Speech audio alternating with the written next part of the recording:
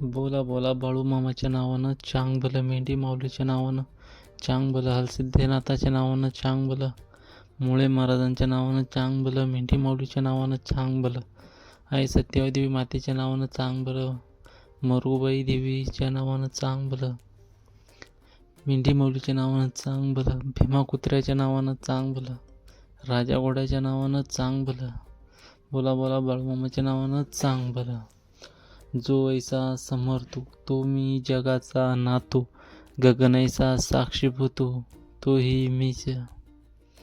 बोला बोला जय बाळूमामा.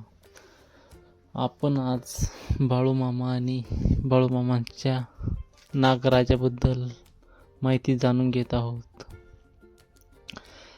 जिथे जिथे बाळूमामा जात तिथे तिथे नाग बाळूमामांच्या सोबत असायचा.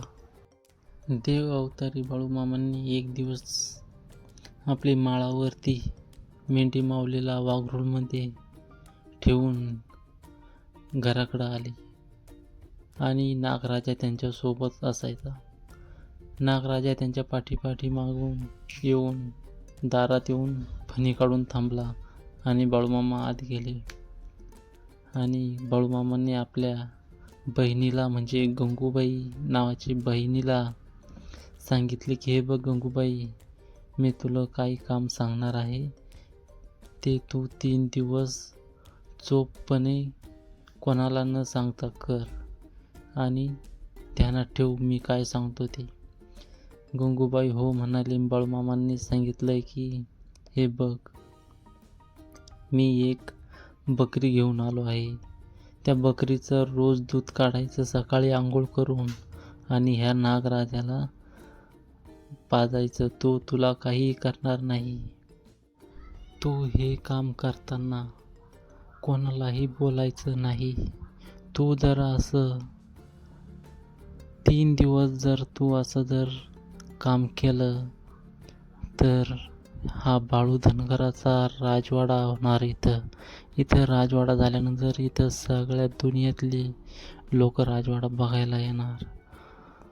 गंगूबाईला सांगितलं आणि भैरू आणि भीमा हे बाळूमामांचे सख्खे भाऊ यांना पण सांगून दे की नागराजाला मारचेला म्हणून त्यांना काही करू नका असं सांगून बाळूमामा निघून गेले. पहिल्या दिवशी बाळूमामांनी सांगितलेला नियम गंगूबाईने चोखपणे पूर्ण केला. सकाळी व संध्याकाळी नागराजाला दरवाजा बंद करून दूध पाजले आणि परत दरवाजा लावून घेतला आणि घाबरून भैरू आणि भीमा ह्या 2 भावंडांना पण गंगूबाईने हा प्रकार सांगितला व ते गप्पच राहिले. दुसऱ्या दिवशी गंगूबाई भल्या सकाळी उठून आंघोळ करून बकरीचं दूध काढायला जात असताना गंगूबाईला एक शेजारी भेटली आणि शेजारणीने विचारलं का अगं गंगूबाई, भल्याच पहाटे सकाळी तू कुठे जातीस मला सांग. गंगूबाई काही बोलली नाही. तशीच पुढे निघून बकऱ्यांचं दूध काढायला गेली. ती शेजारी बाई पाठलाग करून गंगूबाईचा हात धरला आणि म्हणाली, गंगूबाई काय झालं, मला बोलत का नाहीस? जोपर्यंत तू मला बोलणार नाही तोपर्यंत मी तुझा हात सोडणार नाही. पण गंगूबाईंनी तिला सांगितले की अगं मला बाळूंनी भल्या सकाळी आंघोळ करून कोणाला न बोलता नागराजाला दूध पाजायचे सांगितले. एवढं बोलून गंगूबाई निघून गेली आणि बकरीचं दूध काढून दरवाजा उघडून नागराजा तिच्या अंगावर फुसफुस करून धावून आला. तेवढ्यात गंगूबाई आरडली ओरडली आणि आपल्या भावांना सांगितलं.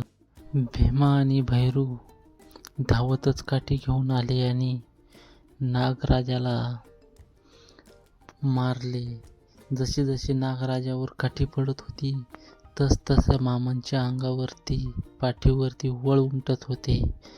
जसा मार पडत होता नागराजाला तसाच नागराजाला मार पडायचा. जसं जखमा व्हायच्या तसेच मामांच्या अंगावर इकडं जखमा होत असे. तसा तसा मामांना त्रास होत असे. तसा मामा पूर्णपणे आक्रोश झाला. मामांना तळमळ होऊ लागली. मामांच्या अंगावरती वळ उमटू लागले. तसं मामा आक्रोश झाले आणि मामांनी आपल्या भावांना श्राप दिला.